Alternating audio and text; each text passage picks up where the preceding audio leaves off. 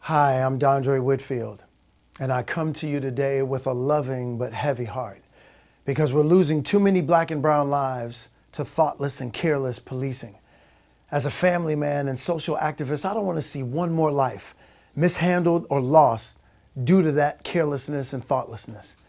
Now, we know that change is going to come slow, which is why I'm often being asked, Dondré, what do we do in the meantime? So while this video doesn't solve the problem, it may just help us survive the problem. We need to begin to look at these encounters like we're going out on a date. When you're out on a date with someone, the objective is to get them to like you. In these encounters with police officers, we want the officer to like our character. Now, I know some people are going to say, well, I'm not going to be weak or subservient to these people. Listen to me. I don't have a subservient bone in my body. This is about strength and leadership. No good leader engages in battle when you know that you're being outnumbered and outgunned. And make no mistake about it, when you've been pulled over, you are essentially outnumbered and outgunned. My job is to be mindful enough in my tactics to get me to get home to my wife, my daughter, and my son. Period. I have enlisted the help of my friend, retired LAPD Sergeant Cheryl Dorsey, to help me with that. Sergeant, always good to see you. Thanks, Dondré. Glad to be here. Tell me a little bit about your service in the department. So I joined the Los Angeles Police Department in 1980, and I retired in 2000. Sergeant Dorsey is an expert in this area, definitely equipped to help us in this scenario.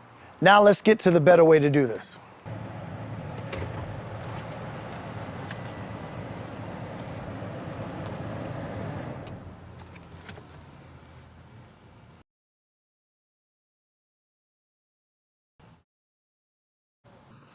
Good afternoon, officer. I mean you no disrespect. I mean you no harm.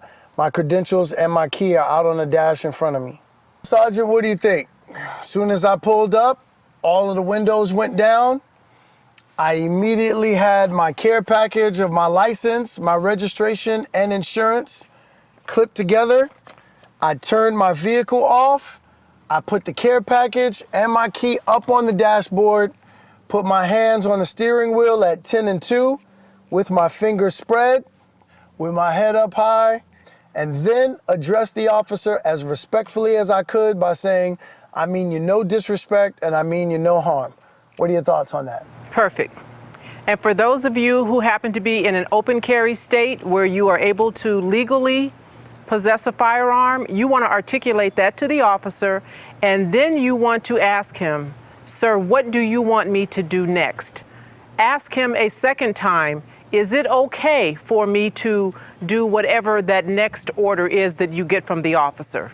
Just to make this clear, the reason why we do all of this, the reason why now I have this care package and put this key up on here, and even at night, putting my light on so that will illuminate the entire vehicle, and that the officer now has their fears calmed because they can see inside.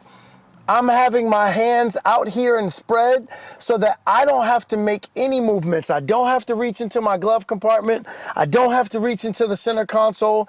Everything that the officer is going to ask me for is already out in front of them. I don't have to move. This gives me the best chance of me getting home, which is the main objective. Every day, I grow increasingly angry at the thought of losing another black and brown life, maybe even my own, due to this senselessness. Yes, I'm angry, as we all are, and we have the right to be angry, but we have to realize that that anger is being produced by profound hurts. As a people, we've been profoundly hurt by these devastating encounters. You know, I often say that there are two versions of me, Brooklyn Dre and Disciple Dondré, and every day is a struggle to make sure that Brooklyn Dre, the warrior spirit, who's been profoundly hurt by all this, doesn't represent me during one of these encounters. Because the truth of the matter is, I don't know which officer I'm going to encounter, a good one or a bad one who's out of control and deadly, because that officer has the power to separate me from my life, the power to separate you from your life. So again, While this video won't solve the problem, it might just help us survive the problem. So please, I encourage you to use these tactics in the meantime.